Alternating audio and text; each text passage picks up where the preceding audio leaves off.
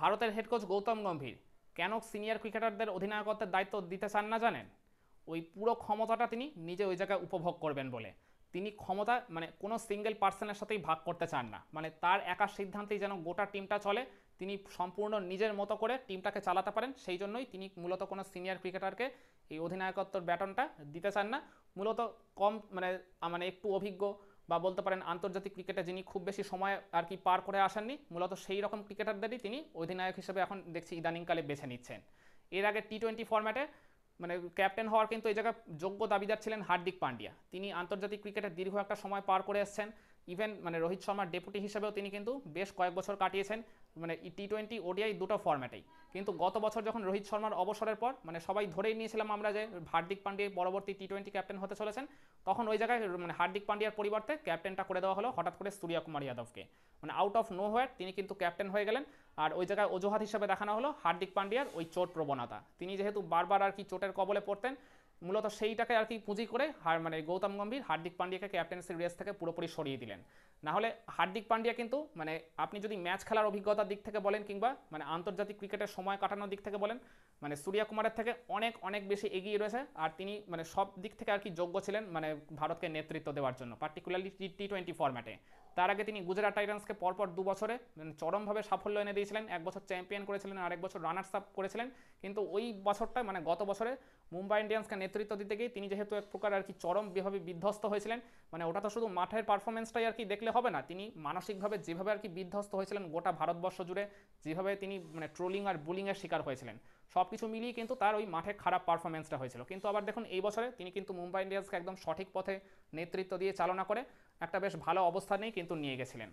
তো হার্দিক পান্ডিয়ার মধ্যে লিডারশিপ মানে গুণটা থাকা সত্ত্বেও মানে গম্ভীর ওই যেহেতু মানে হার্দিক পান্ডিয়া সিনিয়র ক্রিকেটার, তার সাথে আর কি পরবর্তীতে বিবাদ বা বাক বিতণ্ডা লাগতেই পারে কোনো ডিসিশন নেওয়া নিয়ে। সেই কারণে তুলনামূলক কম অভিজ্ঞ ওই সূর্যকুমার যাদব, বয়সের দিক থেকে তিনি হয়তো হার্দিক পান্ডিয়ার থেকে আর কি বড়, কিন্তু মানে অভিজ্ঞতার দিক থেকে তো কম, অনেকটাই নতুন। আর তার উপর গম্ভীরের আন্ডারে খেলেই কলকাতা নাইট রাইডার্সের সূর্যকুমার যাদবের যেহেতু উত্থানটা হয়েছিল, তো সব কিছু মিলিয়ে সূর্যকুমারের উপর গম্ভীরের একটা যেহেতু আলাদা মানে অধিকার রয়েছে, মূলত সেই কারণেই সূর্যকুমারকে আর কি টি-20 ফরম্যাটের ক্যাপ্টেন করা হয়েছিল। এরপর রোহিত শর্মার এই টেস্ট ফরম্যাট থেকে আর কি অবসর নিয়ে নেওয়ার পর যখন আর কি তুমুল জল্পনা কল্পনা চলছিল যে টেস্ট ফরম্যাটের ক্যাপ্টেনটা কে হবে, জসপ্রীত বুমরার নামটাই সবার আগে উঠে এসেছিল। ইভেন রবীন্দ্র জাদেজা থেকে শুরু করে কে-এল রাহুল, ঋষভ পান্ত অনেক নামই আলোচনায় আসছিল, কিন্তু মানে আলটিমেটলি ক্যাপ্টেনটা করা হলো এদের সবার থেকে আর কি কম অভিজ্ঞ শুভমান গিলকে। এই মানে যে চারজনের নাম বললাম এরা কিন্তু সবাই তুলনামূলক বেশি অভিজ্ঞতা রয়েছে শুভমান গিলের থেকে, তারা ম্যাচও বেশি খেলেছে। ইভেন টেস্ট ফরম্যাটে সবাই কিন্তু নিজেদের জায়গাটা একদম থিতু করে ফেলেছে, কিন্তু শুভমান গিল স্টিল এখনও কিন্তু ব্যাটার হিসেবে তিনি নিজের সেই দাবিটা প্রবলভাবে ফুটিয়ে তুলতে পারেনি বলেই আমার মনে হয়। কিন্তু তারপরেও তার হাতেই ক্যাপ্টেন্সির ব্যাটনের দায়িত্বটা তুলে দেওয়া হলো, সেটাও ওই মূলত গম্ভীরের পরামর্শেই। ওই যে আমি আবারও বলছি, ওই যাতে মানে সিনিয়র ক্রিকেটারদের হাতে ওই দায়িত্বটা চলে গেলে ওই যে মানে মানে ডিসিশন নেওয়া নিয়ে যে দ্বিমত হতে পারে, যেটা আর কি রোহিত শর্মার সাথে গৌতম গম্ভীরের বারবার হতো। আর মূলত সেই কারণেই রোহিত শর্মা কিন্তু এক প্রকার বাধ্য হয়ে টেস্ট ফরম্যাট থেকে অবসর নিয়ে নিলেন। যদিও ওই জায়গায় তার ব্যাটিং ব্যর্থতা আর কি বলতে গেলে বা ব্যাটিংয়ের ধারাবাহিকতার অভাব ছিল, কিন্তু তারপরও তিনি ক্যাপ্টেন্সিটা ছেড়েছিলেন ঠিকই, কিন্তু মানে ফরম্যাটের তো খেলাটা চালিয়ে যেতেই পারতেন, সেই মানে যোগ্যতা এখনও কিন্তু তার ছিল, যতই একটা বা দুইটা সিরিজ তার খারাপ যাক না কেন। কিন্তু ওই গম্ভীরের সাথে তিনি ওই মানে বলতে গেলে মাইন্ড গেমে আর পেরে ওঠেননি। মানে ভারতের সিলেকশন প্যানেল থেকে শুরু করে মানে গোটা ভারতীয় ক্রিকেট বোর্ডটাকে এক প্রকার মানে পুরো একার হাতেই এই মুহূর্তে চালনা করছেন এই গৌতম গম্ভীর। তো এই কারণেই মানে রাহুল মানে তিনি যেহেতু আর কি টেস্ট ফরম্যাটে দীর্ঘদিন যাবৎ খেলে এসছেন, প্রায় 10 বছরের উপর হয়ে গেল তিনি টেস্ট ফরম্যাটে অ্যাজ আ মানে আর কি ব্যাটার হিসেবে নিজেকে সাকসেসফুলি মেলে ধরেছেন। এই মুহূর্তে তিনি জীবনের অন্যতম সেরা মানে ব্যাটিং ছন্দে রয়েছেন। তো রাহুলই কিন্তু আমি মনে করি জসপ্রীত বুমরার পর যোগ্য দাবিদার ছিলেন ভারতকে এই টেস্ট ফরম্যাটে নেতৃত্ব দেওয়ার জন্য। আর বুমরাও যে ওই জায়গায় পরবর্তীতে একটা বিবৃতি দিয়েছিলেন যে তিনি বিসিসিআইকে নাকি জানিয়েছিলেন বা সিলেকশন প্যানেলকে জানিয়েছিলেন যে তিনি নাকি নেতৃত্বের দায়িত্বটা নিতে চান না। মানে তার আগেই গৌতম গম্ভীর আর বিসিসিআইয়ের কর্মকর্তাদের মধ্যে যে মিটিংটা হয়েছিল ওই ভারতের টেস্ট ফরম্যাটের ক্যাপ্টেন কাকে করা হবে সেটা নিয়ে, গম্ভীর কিন্তু একদম শুরুতেই মানে তার পছন্দের যিনি আর কি ওই শুভমান গিলের নামটা একদম সরাসরি উপস্থাপন করেছিলেন, তিনি আর অন্য কোনো ক্রিকেটারের নামই নেননি। তো বুমরা তখন আর কি মানে তার আগে 3 বছর রোহিত শর্মার আন্ডারে ডেপুটি হিসেবে দায়িত্ব পালন করেছিলেন। তো বুমরার নামটাই তো এই জায়গায় আগে আসা উচিত ছিল, কিন্তু ওই যে বুমরা যেহেতু আর কি চোট প্রবণতা রয়েছে বা ওই তার মানে ওয়ার্কলোড ম্যানেজমেন্টের ইস্যু রয়েছে, ওইটাকে হাতিয়ার করেই মূলত গম্ভীর এই ক্যাপ্টেন্সির রেস থেকে বুমরাকে পুরোপুরি সরিয়ে দিলেন। আমার মনে হয় না যে বুমরা যে কথাটা বলেছেন যে তিনি নিজে থেকেই নাকি সরে গেছেন, নিজেই আর কি সিলেকশন প্যানেলকে জানিয়েছেন যে তিনি ক্যাপ্টেন্সি করতে চান না, এটা তিনি পুরোপুরি নিজের মন থেকে বলেননি। তিনি যেহেতু আর কি দেখে নিয়েছিলেন যে Gautam Gambhir as a captain তাকে খুব একটা পছন্দ করছেন না, মূলত ওই কারণেই বলতে পারেন কিছুটা আর কি নিজের মান ইজ্জত রক্ষার জন্যই নিজেই আর কি নিজেকে ক্যাপ্টেন্সি রেস থেকে উইথড্র করে নিয়েছিলেন। আর এখন এই বলতে পারেন অপেক্ষাকৃত অনেকটাই এই তরুণ শুভমান গিলের হাতে ক্যাপ্টেন্সির দায়িত্ব উঠে যাওয়ার পর তো দেখাই যাচ্ছে যে টিম যখন প্রবল চাপের মুহূর্তে পড়ে যাচ্ছে, কঠিন সময় নার্ভ ধরে রেখে টাফ ডিসিশন নেওয়ার ব্যাপারে তখন কিন্তু ওই সিনিয়র ক্রিকেটারদের দিকেই তাকেই থাকতে হচ্ছে।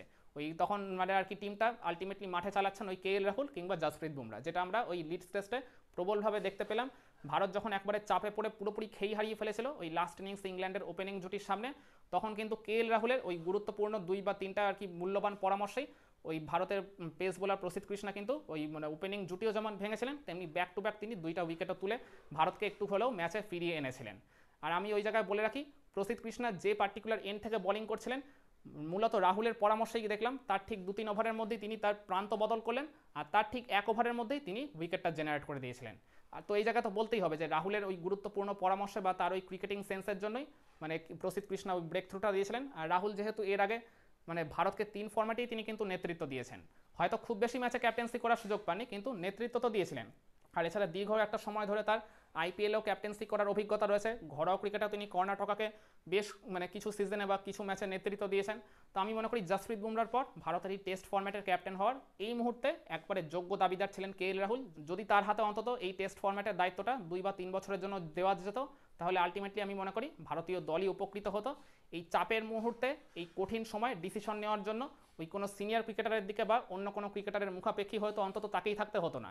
আলটিমেটলি ডিসিশনটা তো মাঠে ক্যাপ্টেনকেই নিতে হয়। হ্যাঁ, হয়তো তিনি আলোচনা করতে পারেন, কিন্তু পুরোপুরি ওই জায়গায় যে আর কি হাল ছেড়ে দেবেন, একেবারে খেই হারিয়ে ফেলবেন এই শুভমান গিলের মতো, যেটা আমরা লাস্ট ইনিংসে দেখলাম, সেরকমটা তো আর হতো না। ক্যাপ্টেনের যদি বডি ল্যাঙ্গুয়েজ পজিটিভ না থাকে তাহলে গোটা টিমের বডি ল্যাঙ্গুয়েজটা কী করে পজিটিভ থাকবে বা তারা লড়াই করার মানসিকতাটা পাবে কোত্থেকে? কিন্তু এই সব কিছুই হয়েছে এই মূলত ভারতের হেড কোচ গৌতম গম্ভীরের চাওয়াতে। বলতে গেলে তার ওই মূলত ওই ক্ষমতা কুক্ষিগত করে রাখার ব্যাপারটা বা তিনি নিজে যে ওই জায়গায় একনায়কতন্ত্র চালাতে চান, সেই কারণেই তিনি তুলনামূলক অপেক্ষাকৃত একটু কম অভিজ্ঞ শুভমান গিলকেই ক্যাপ্টেন হিসেবে বেছে নিয়েছেন এই টেস্ট ফর্ম্যাটে। তাতে দল হারুক কিংবা জিতুক, সাফল্য পাক কিংবা না পাক, তাতে তার খুব একটা কিছু যায় আসে না বলেই আমার মনে হচ্ছে। একমত হবেন আমার এই পয়েন্টগুলোর সাথে আপনারা? কমেন্টে জানান।